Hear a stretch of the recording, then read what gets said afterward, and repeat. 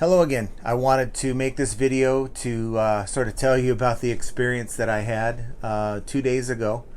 It's involving a return, and the return didn't really turn out to be as I expected, and there was a problem with it. And I want to tell you how I dealt with it so that if you run into this kind of situation, you know exactly how to handle it. So without any further ado, let's go.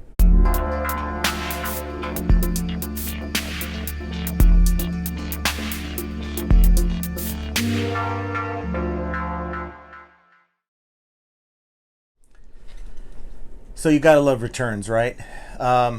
This particular return was I sold a dustbuster, a Black & Decker dustbuster, and this particular item I sold, it looked pretty good. It looked pretty new. This was one of my items I received in that large liquidation pallet from a couple months ago that I had a video on, and I'll drop the link here in the video. But it was a dustbuster. It was new in the box, except the customer who returned it didn't return the charger. A lot of times these customers, they buy items and they'll take key components like the charger, right? And they'll return everything else, and they'll end up getting a full refund. So those items really aren't looked at too closely by, let's say in this case, Amazon, and they just throw it back into liquidation, and resellers like myself, we end up with it. So, I think I sold it for like 40 bucks, and I offer free shipping. I think that shipped to the East Coast from the West Coast for like 9 bucks. And that was possible because I used the cubic rate shipping with Pirate Ship. And, everything seemed fine. They received it. About a week and a half went by, and I got a return request for it. And I have free returns, and I'll talk to you about that here a little later in this video. But I have free returns, and so they stated in their return request could not find charger. So they bought it with the idea that they were going to get a good deal. I think these Black & Decker dustbusters go for about 70, 80 bucks brand new, right? So the idea was they're going to find this charger for this particular model and save themselves some money. I don't blame them for doing that. But apparently they were having a hard time finding the actual charger for this thing, so they basically stated that they changed their mind. And so of course I'm on the hook for the return shipping, just the way it is, the way I have my account set up. But what I didn't realize is at the time, that particular listing, I had it set up for buyer pays return shipping, and it was just a mistake. It was on accident. So when they opened the return, they sent me a message and they stated, don't I get a return label for this? And I stated back that all return labels have to be generated through eBay, and if the return does not allow you to receive a generated label through eBay, then you would have to pay for the shipping to send it back. So I heard nothing back from them, and I think it was like on the 32nd day. Yeah, I know we actually have to give 35 days on returns. It's not really a 30-day return policy. And so I received it back, okay? And so after the mail came, after I was finished with some of the things I had to do, I went in and opened the package. Now they sent back a Pampers wipes box, okay? It was large enough to accommodate the dustbuster. And inside this box was the original retail box that I sent them with the dustbuster in it. And as I pull out the box, I noticed that on the side there is a big brown, huge brown stain, and it almost looked like feces, and it was pretty disgusting. So I sort of navigated my way around it without actually touching it. I'll show you a picture right here of it. And as I open the box, you see right here, there is just disgusting. The bubble wrap was disgusting. This is the bubble wrap that was in the box that was surrounding this dustbuster. So of course I'm navigating my way around that, feeling pretty sick. It was pretty gross. Thankfully the dustbuster didn't have any of that stuff on it, but of course we sanitized it and cleaned it up pretty good. But I sold that with open box, with the original packaging, right? And there's some value in that. When you're selling online, customers are going to be more willing to buy an item that has a nice looking box rather than you just have the item and you're going to ship it in any random box. So my initial thought was, well, this isn't right. I felt sort of offended that they would send an item back in this kind of condition. I mean, it's not the first time it's happened, but it's pretty rude at the same time. So what I did was I went on to process the refund, and my intention was to adjust this refund with a $10 fee. I was not going to give them half. I wasn't going to do that to them. I was going to take $10 off because of the fact that now I have to sell this without the box. So I go in to process the refund, and the option to deduct that $10 or up to 50% as a top-rated seller offering 30-day returns was not there. And so what I decided to do is I logged in ebay.com/sellerhelp, navigated through some of the menus, and found the link to where the rep would call me back from eBay. And it was about a 15-minute wait. So I went to work on some other things, which is what I do whenever I need to contact eBay. I just kind of put my phone down and do my work, wait for them to call me back. And I got a call back, and of course, I did get someone from overseas, and that kind of told me that, it's going to be kind of a cut and dry situation. They're probably not going to be able to help me. And being that, I'm also on managed payments, so this might not be something they can help me with. And the rep pretty much said that, there's not anything I can do. They even recommended that I go into my PayPal account and issue them whatever refund I need to issue them. And I had to remind them that this is not a PayPal account. We have managed payments. And I explained to this rep, I said, look, I'm a top-rated seller, and as part of the top-rated seller protection program, I am allowed to use my discretion and adjust the refund whenever the buyer sends back something that's damaged, something different, or in that type of problem. And so this falls under damaged because the box was just disgusting, and no customer is going to want this box. You saw it. And so he couldn't help me, but he said, if you're managed payments, I'll transfer you over to managed payments. So of course, it takes about 5 minutes for him to actually get me transferred over. And I get a nice lady. She's in probably the Utah or Texas office. I'm not sure, but it doesn't matter. I know that anytime you get someone with managed payments, it's going to be someone in the United States. So I explained the situation once again, and she went on to tell me that because I had two of these items for sale. For whatever reason, after I sold the first one with free returns, I went in and I guess somehow changed it to buyer pays for returns. Still 30 days, mind you. And she went on to tell me that the top-rated seller protection program requires sellers to offer a 30-day free return in order for what they call the Refund Tool to show up when you're processing a refund. And without that Refund Tool popping up, there is no way that you can process any type of adjustment on your refund.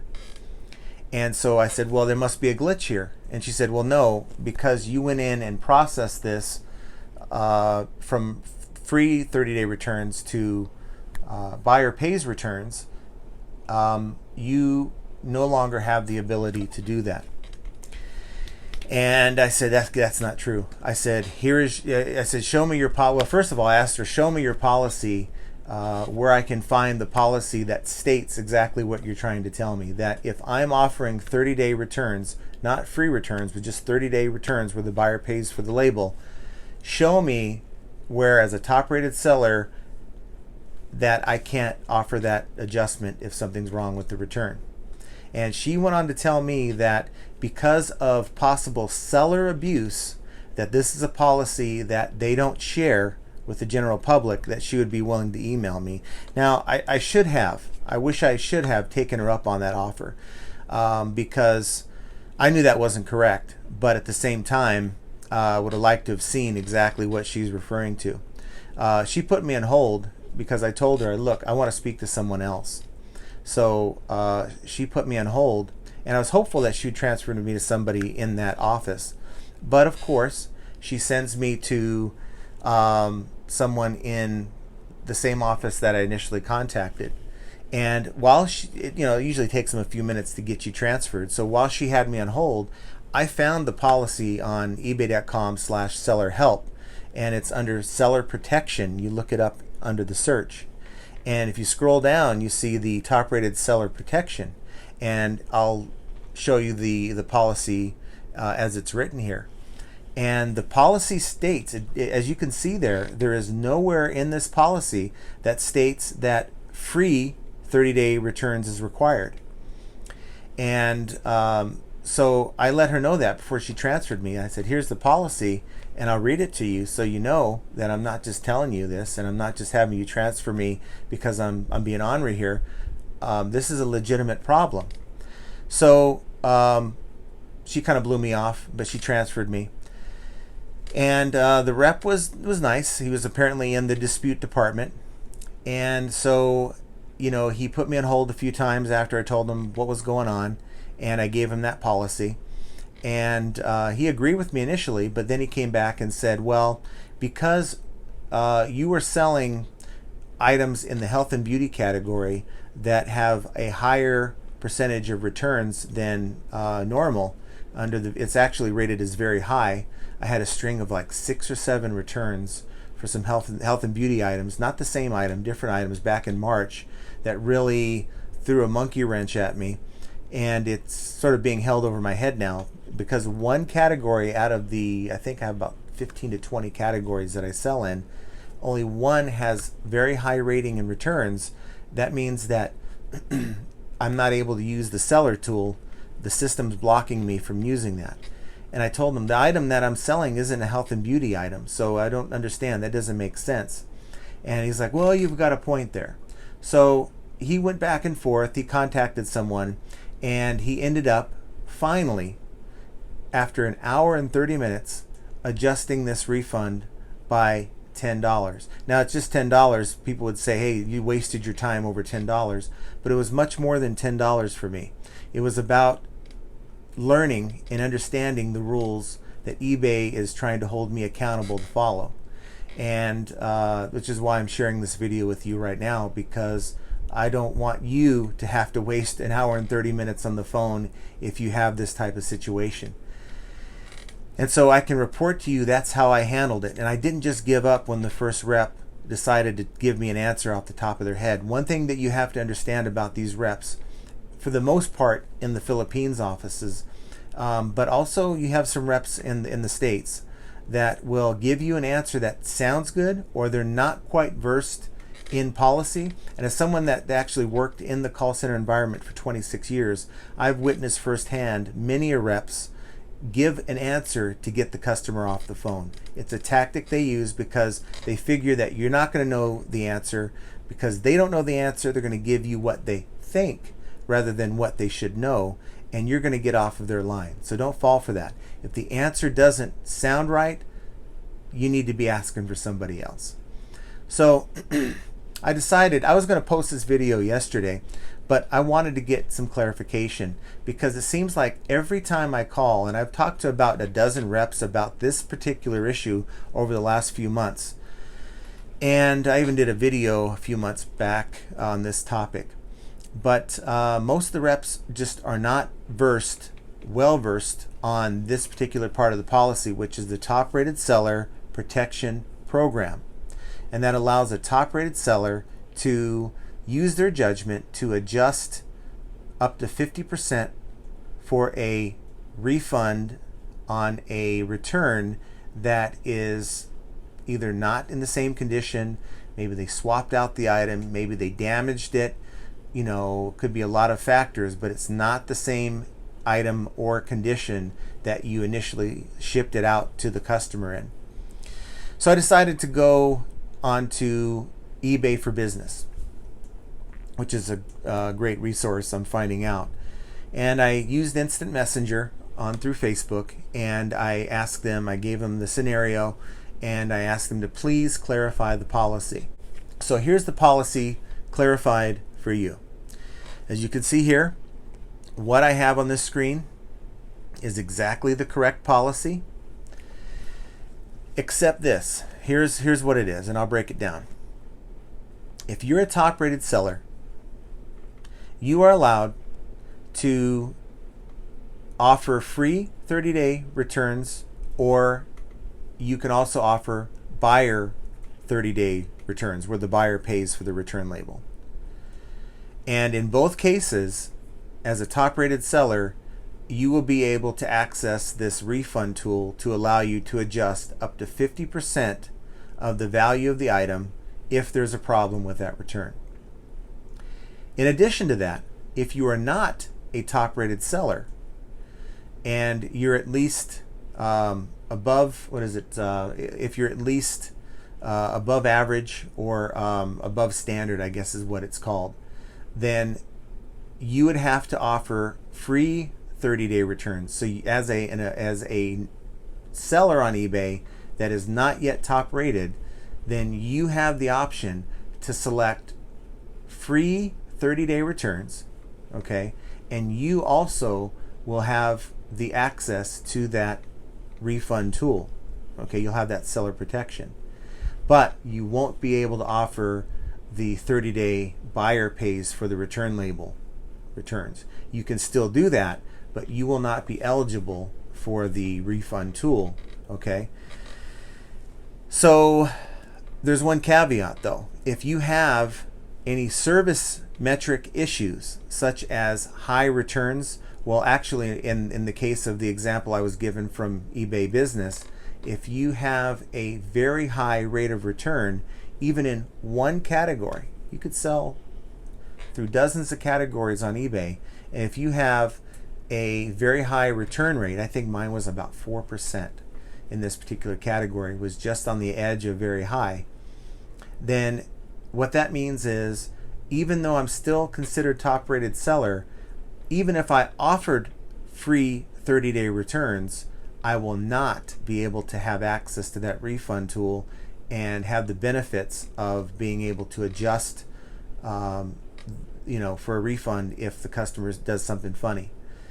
So that's how it works. Now, I assume if you're below standard, then of course it's just the same. You're not going to have access to be able to offer, you can offer free 30-day returns, but it's not going to give you any benefit.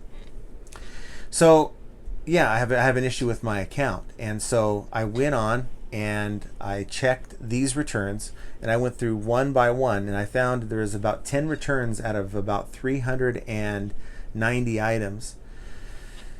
And 4 of those returns were ones where the buyer ended up canceling the return request. Either they kept the item, their initial response was that something was wrong, but maybe they figured out how to use it, or they made it work for them, and they ended up canceling the return. But eBay still counts it against you. So my goal is to call tomorrow and to try to work these out and dispute those 4 transactions.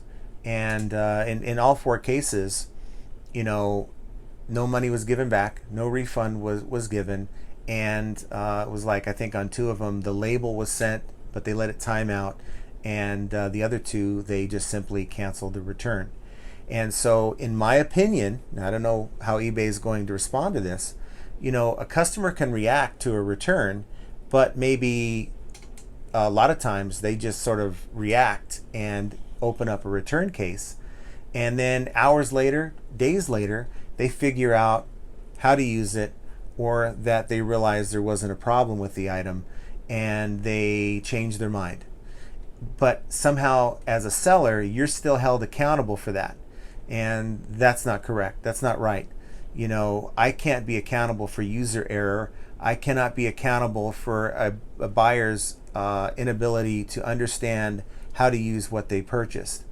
So that's going to be my argument tomorrow, and I'm hopeful that they'll remove those. So by the 20th, when we have this new evaluation, the 20th of every month they reevaluate your accounts. that'll kind of bring me down at least to high, but I'm not at very high in that one category. I check the other categories I sell in, and I'm sort of right in the middle. So unfortunately, I bought some liquidation pallets for health and beauty, and I had some really weird returns on these, and some of the return requests, I was just scratching my head going, how did this even happen? But I'm going to hopefully resolve this tomorrow. And so that just kind of leads me to my last point, and that is, if you come across any issues with your account that takes you to below standard, or it prevents you from being a top rated seller, do your homework. Take a couple hours out of your day and go on and find out why this happened. You may not be able to dispute these things, but you can certainly learn why you're in the position you're in, and maybe correct these things moving forward. If they don't take these disputes for me, I'm essentially looking at probably at least another month before I can correct this. And how I correct this is, I have to find a bunch more of health and beauty items, and I have to really sell health and beauty to and without any returns, so I can bring the number of items that I'm selling up, and based on the returns that I had, that ratio is going to go lower. And so it sucks, but it's part of the business. This is eBay's game. We have to play by it. And while I don't always agree, I'm just going to have to do the best that I can, hopefully dispute it. But if that doesn't work, I'm out of luck. And not only that, but if I don't fix it by the 20th of July, I'm paying not 4% extra, but I'm paying 5% extra in fees for every item I sell in the health and beauty category. So that makes it even worse. It makes me sort of feel like, there's no warning period. There's no grace period. It's not like, hey, fix this, or in 3 months we're going to implement this. It's like, no, right away we're going to grab more money, and we're really not going to give you any tools or any benefit of the doubt to try to improve your account. And that's the kind of the lack of support that I continue to talk about. And I hate the fact that I have to talk about it, but it's the truth. We as sellers are continually facing an uphill battle between the different changes that they're implementing on this platform, or just the lack of support, or the lack of a chance. You have these customers that continually buy items and don't pay, and they're still allowed to buy on the platform. But the moment we make one mistake, or we have one oversight, or we have a problem in a particular area, they won't even look at your account to see, wow, you're rocking it on the rest of your account. This one particular area you had a problem with, we're going to give you a warning this time, with the understanding that this is going to happen to your account if you don't fix it. That I'm fine with, but the way they just slap it on you, I have a problem with. So hopefully you learned something in this video. You learned from the error of my ways, and hopefully if you do find yourself in this particular situation, I've given you an idea on how to proceed. If you have similar situations like this, please leave some comments down below. I love hearing from you guys. I'd like to hear how you've maybe resolved similar situations. If you like the content of this video, please smash the like button and consider subscribing to my channel. Yesterday I put out a video. I'm planning on putting 2 to 3 out a week, because there's so much eBay material to cover to help you sellers that I come across, that if I can just help one person out, it's worth the time to make this video. With that said, I'll let you have the rest of your day back. Thank you for taking the time to watch my video, and we'll see you next time.